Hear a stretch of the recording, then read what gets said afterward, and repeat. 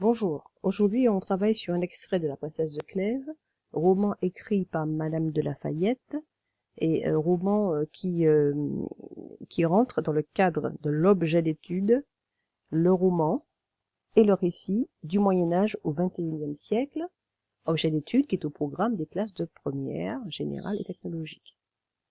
J'ai donc choisi cet extrait de La Princesse de Clèves que vous présenterez à l'oral du baccalauréat. L'idée est que dans ce roman très particulier, la grande thématique, ce serait celle de l'amour. L'amour comme sentiment et qui est en lutte avec un fonctionnement social, des comportements d'autres personnages que l'on trouve dans le roman. Ici particulièrement, c'est Madame la princesse de Clèves euh, qui nous intéresse. Alors, je rappelle que la princesse de Clèves s'appelait avant Mademoiselle de Chartres. Elle a épousé le prince de Clèves, c'est la raison pour laquelle on dit que c'est la princesse de Clèves. Ici, dans ce texte que vous avez donc sous les yeux, la mère de la princesse de Clèves, Madame de Chartres, donc son nom est ici, Madame de Chartres, est donc dans un moment particulier de son existence, elle va mourir. Et avant de mourir, elle va donc tenir un propos à sa fille, qui est la princesse de Clèves, propos donc que nous allons analyser pendant un petit moment. Alors, dire simplement que la scène se passe à la cour d'Henri II, la plupart des scènes se passent à la cour d'Henri II, ça vous le savez parce que vous avez lu le roman. Les personnages que nous voyons ont des comportements plus ou moins différents, réagissent plus ou moins différemment en fonction justement de leur morale personnelle, ce qu'on appelle une éthique. Et là, donc, vous avez une mère, Madame de Chartres, qui va mourir et qui va parler à sa fille, la princesse de Clèves, qu'elle connaît bien et qu'elle a élevée dans un sens très particulier.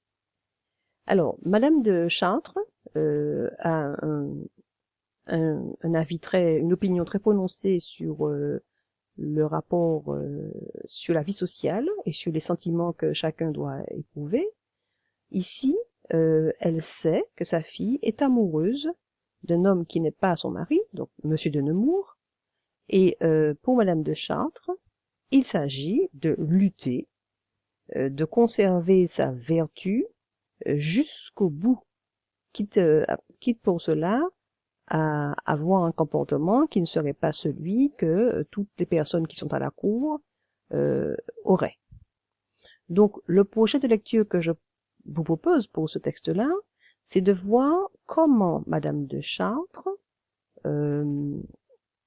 développe toute une argumentation pour convaincre et persuader sa fille du fait que la seule valeur qu'elle doive suivre, c'est la vertu. Donc la vertu, c'est la force avec laquelle l'être humain tend au bien. Donc quand on est vertueux, c'est quand on respecte justement on a comme objectif principal le bien et qu'on fait tout pour y arriver, y parvenir. Donc en principe, il faut lire le texte à l'oral du baccalauréat. Moi, j'en fais l'économie ici.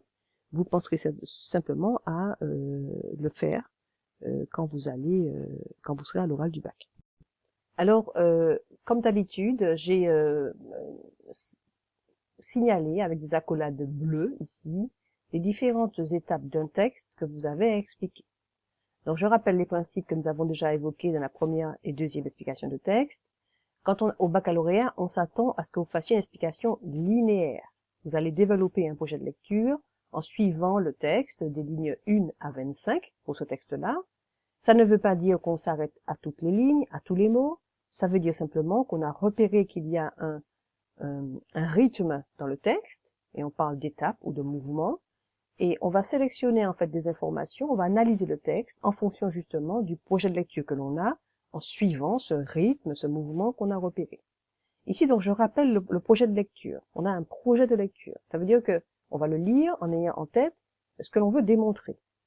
Le projet de lecture que je vous propose, donc je le rappelle, c'est que pour Madame de Chartres, dont on va analyser le discours en fait, il faut lutter et il faut rester vertueux jusqu'au bout. Dans un contexte social qui est celui de la cour, comment est-ce que les personnes, et particulièrement sa fille, devront résister pour rester vertueux jusqu'au bout. Donc, 3 étapes, 3 mouvements dans ce texte, selon moi. Le premier, donc, d'ailleurs, mouvement qui correspond aux 3 paragraphes que vous avez dans le texte. Première étape, donc un petit résumé de ce qui se passe. Donc, Madame de Chartres est dans un état particulier, on verra comment elle est. Et ces 4 lignes-là servent à introduire le propos qu'elle va tenir. Son propos est divisé en 2 parties. Le premier, c'est de la ligne 5 à la ligne 13. Elle fait la situation, une espèce elle brosse en fait la situation telle qu'elle perçoit cette situation. Et deuxième partie de son discours, ligne 14 à 25, ce sont donc les conseils qu'elle va donner à sa fille, toujours dans l'idée de garder sain saine et sauve ce qu'on appelle la vertu. Alors allons-y, analysons donc le texte selon ces 3 étapes. Voici la première étape qui sert d'introduction et qui présente les personnages en présence, donc Madame de Chartres et Madame de Clèves, et l'état surtout de Madame de Chartres. Madame de Chartres, donc je lis l'extrait et ensuite je vais faire je m'attarderai sur certains éléments de ce que j'aurai lu. Madame de Chartres empira si considérablement que l'on commença à désespérer de sa vie. Ce qui est intéressant ici, c'est de voir que c'est la situation ultime. Hein. Donc Madame de Chartres empira, donc son état en fait ne s'améliore pas du tout.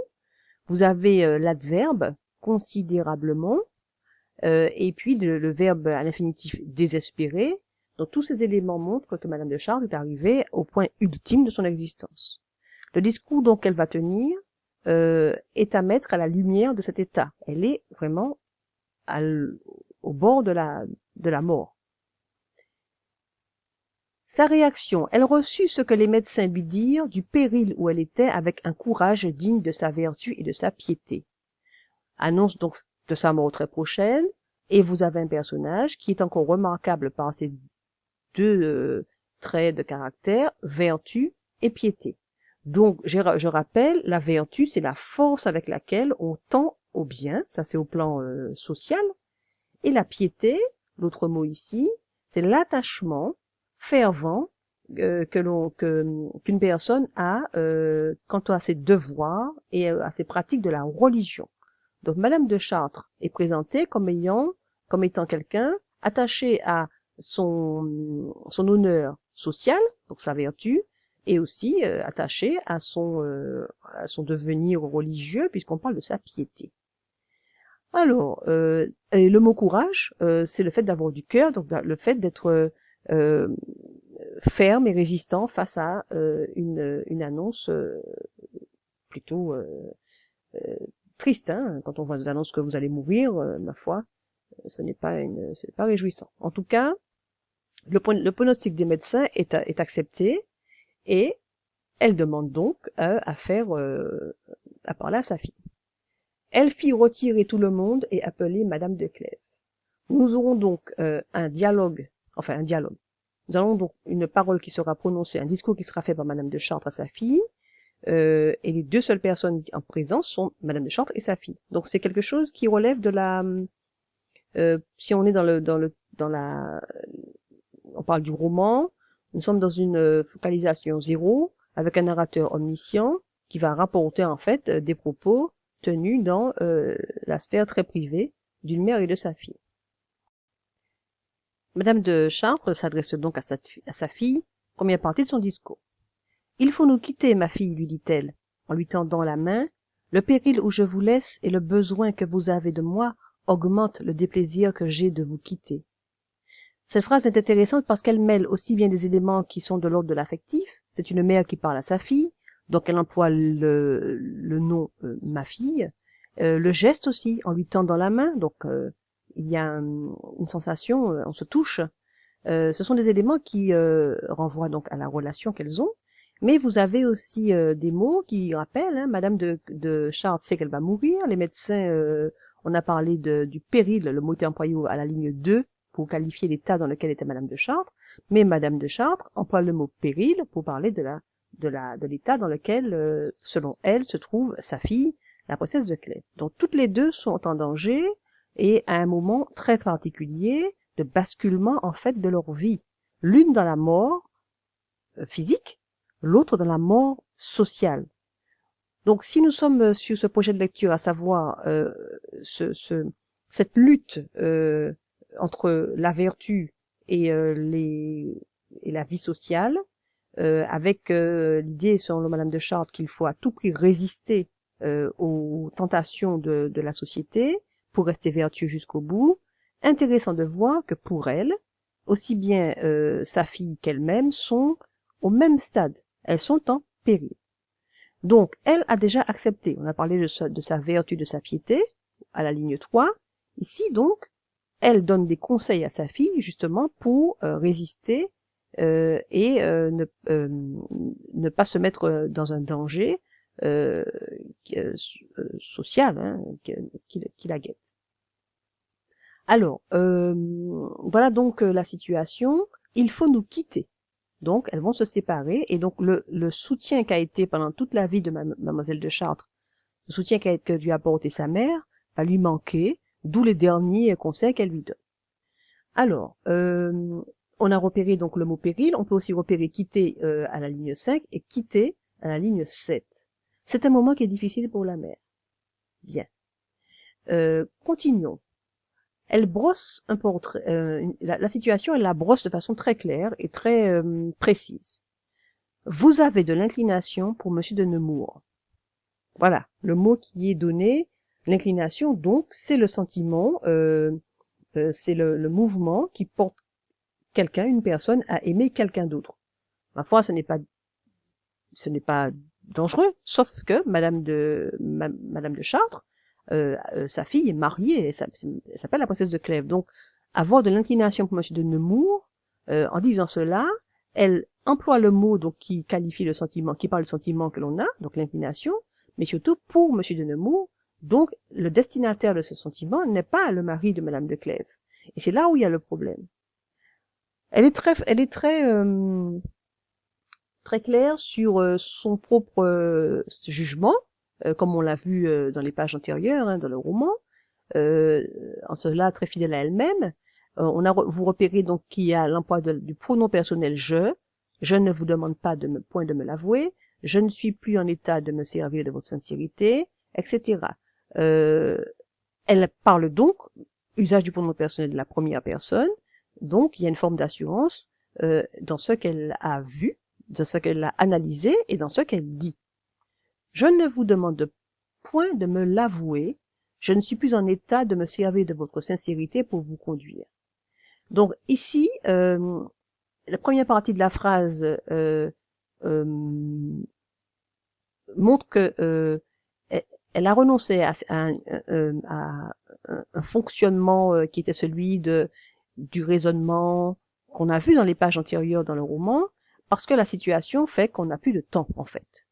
Je ne suis plus en état de me servir de votre sincérité pour vous conduire.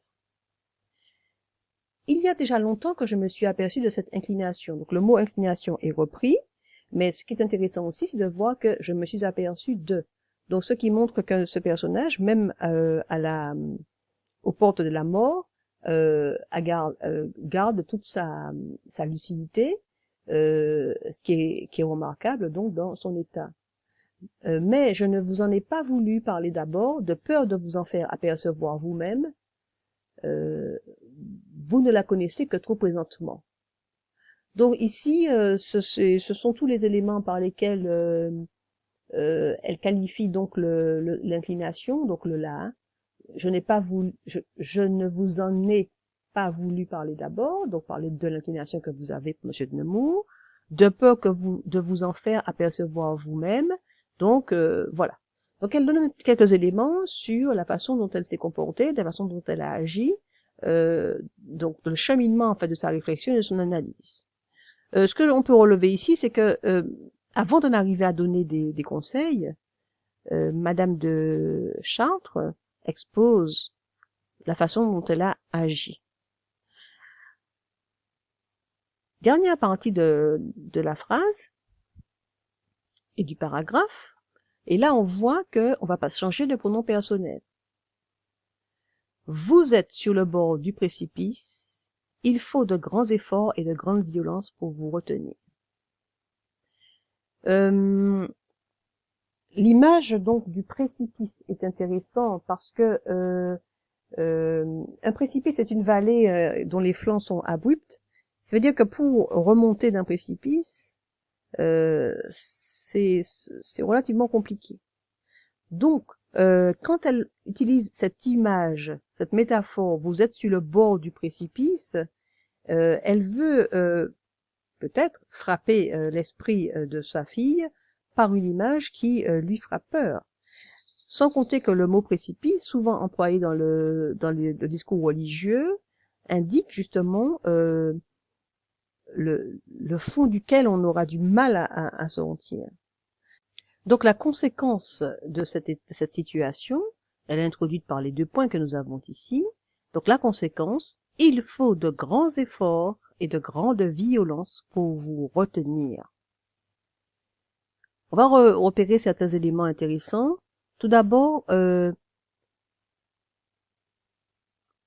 falloir.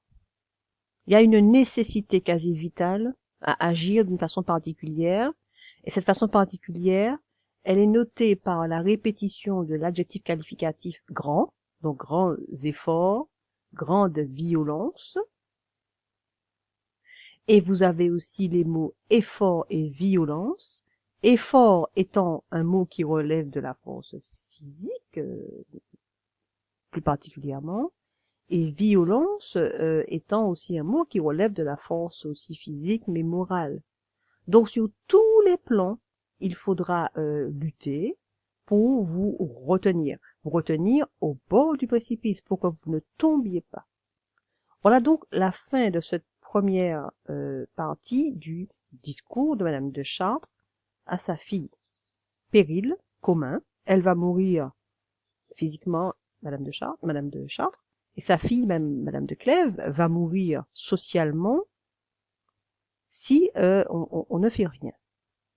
Alors la deuxième partie justement de ce discours, qui constituera la dernière étape du texte, pour ce qui nous concerne, consiste justement à donner des conseils. Alors les conseils voient tout d'abord qu'il y a il y a de l'insistance chez Madame de Clèves. Songez ce que vous devez à votre mari.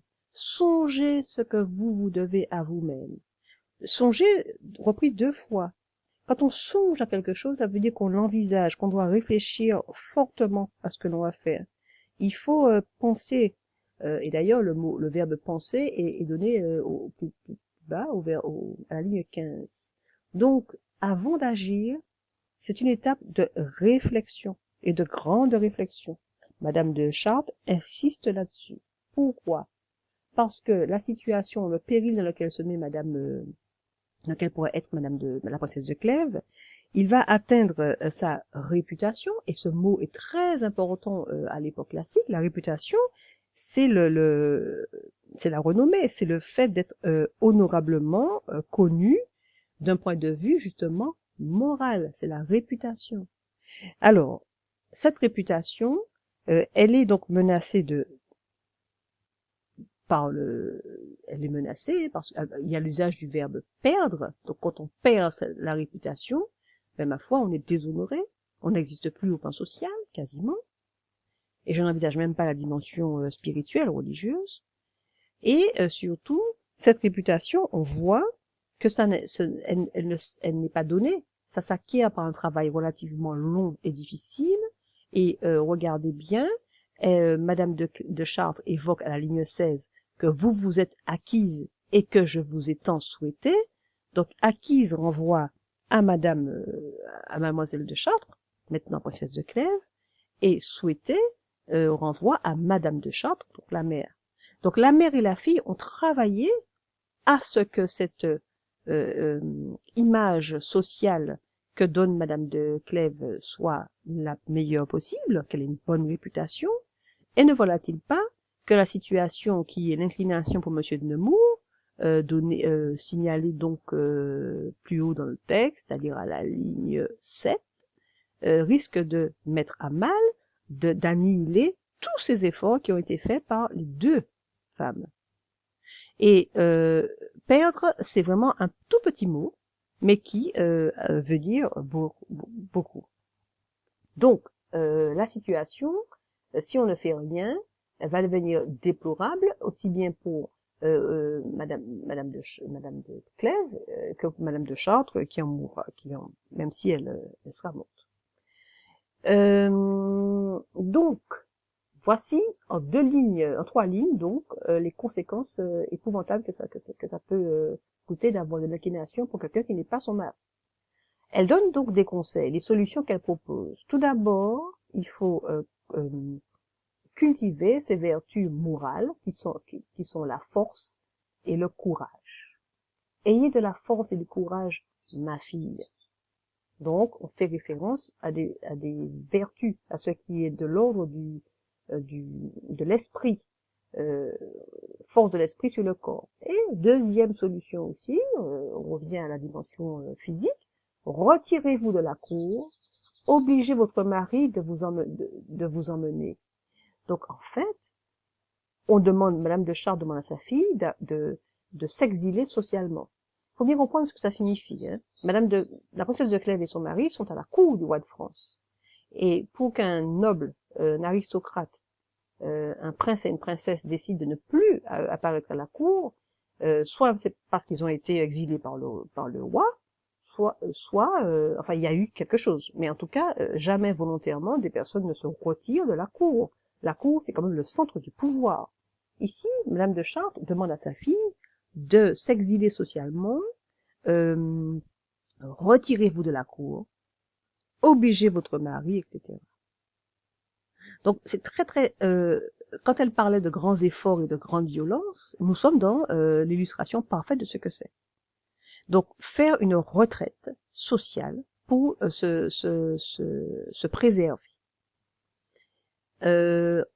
On continue encore pour les conseils que donne Madame de Chartres à sa fille. Je vais lire le passage et ensuite revenir sur son analyse.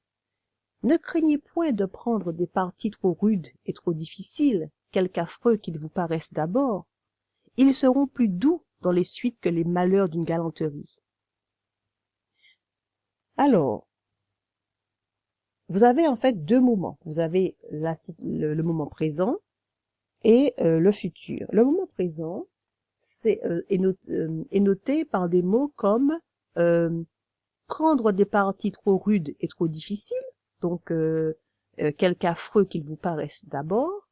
Donc c'est l'exil social. Laissez la cour, laissez le centre du pouvoir pour aller à la campagne, pour partir. Donc les mots sont des mots qui expriment justement cette difficulté, donc rude, difficile, affreux. Mais ce qu'on voit, c'est que tous ces mots sont contrebalancés par ce que la situation sera dans le futur. Ils seront plus doux.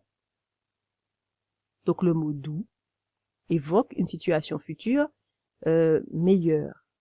Donc investissez dans le présent, faites des efforts dans le présent pour être plus tranquille, plus serein dans le futur.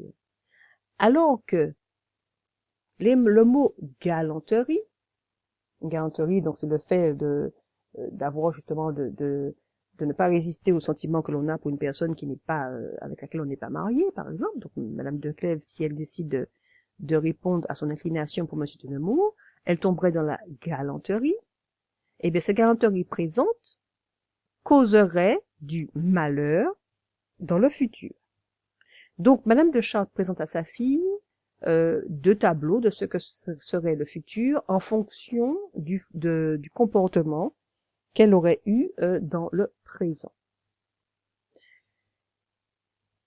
Si d'autres raisons que celles de la vertu et de votre devoir vous pouvaient obliger à ce que je souhaite, je vous dirais que, si quelque chose était capable de troubler le bonheur que j'espère en sortant de ce monde, ce serait de vous voir tomber comme les autres femmes. Mais si ce malheur vous doit arriver, je reçois la mort avec joie, pour n'en être pas le témoin. Alors, dernière partie du texte, on est là dans l'évocation, justement, dans ce qu'on appelle c'est plus de la persuasion, parce que nous sommes ici dans un argument qui est d'ordre sentimental. Ici, c'est la mère qui parle à sa fille. Après les notions de vertu et de devoir, de vertu et de courage qu'elle a évoquées, qui ressortissent à la force morale, qui ressortissent à l'éducation, vous avez ici le fait de chercher à attendrir sa fille. Il faut qu'elle change d'attitude, il faut qu'elle résiste à son inclination pour Monsieur de Nemours, parce que une fille qui aime sa mère ne peut pas troubler le bonheur que cette mère donc espère en sortant de ce monde. Ça veut dire que Madame de Chartres, en fait, explique à sa fille que la mort est une délivrance pour elle. Donc elle emploie le mot bonheur. Le bonheur que j'espère en sortant de ce monde.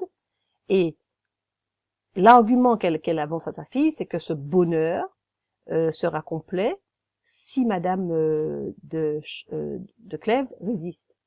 Mais si elle tombe comme les autres femmes, et dans le roman de la princesse de Clèves, il y a un certain nombre de situations dans lesquelles les femmes sont placées, les femmes et les hommes sont placés, et chaque fois, il s'agit de voir comment les femmes et les hommes réagissent face à un sentiment amoureux, face à une inclination qui souvent n'est pas très simple.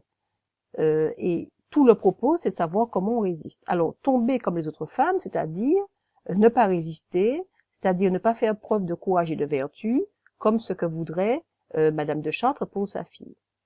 Donc, le bonheur de la mère, le bonheur futur, donc au-delà de la mort de la mère, repose sur la vertu et le courage de sa fille, mais aussi sur le fait que sa fille puisse respecter justement son contrat de mariage et qu'elle résiste à son inclination pour Monsieur de Nemours. Et nous continuons. Mais si ce malheur vous doit arriver, je reçois la mort avec joie, pour n'en être pas le témoin. Donc, la mort serait quasiment une délivrance, mais une délivrance qui ne serait pas celle qu'espère un chrétien. Ce serait une délivrance purement, la joie, elle serait purement physique, elle serait purement terrestre, parce que justement, Madame de Chartres ne verra pas l'échec de l'éducation qu'elle a donnée à sa fille. Alors, ce qu'on peut dire sur ce texte-là, je me répète beaucoup, mais j'insiste bien, il s'agit de montrer comment cette femme qui est à l'agonie, qui est au bord de la mort, cherche à convaincre, avec des arguments, vertu, courage, morale, et persuader par un sentiment, par des éléments de l'ordre de l'affectif. Vous êtes ma fille, je vous ai élevée, il faut vraiment que vous soyez la meilleure fille qui soit, en respectant ce que nous avons bâti ensemble. Et donc, comment cette femme va chercher à convaincre donc et à persuader sa fille de résister à son inclination pour Monsieur de Nemours. Donc, c'est un passage qui est très important parce que Madame de Clèves va perdre sa principale alliée, son principal conseil, à savoir sa mère, et elle va se retrouver en fait, non, la princesse de Clèves, pardon, va perdre son principal allié, sa mère, son principal conseil, elle va se retrouver seule dans un monde, dans une cour où justement, en général, les comportements vertueux sont soumis à rude épreuve. Voilà pour l'explication de ce texte. Voilà, je termine là. On peut le relire après, mais je termine là.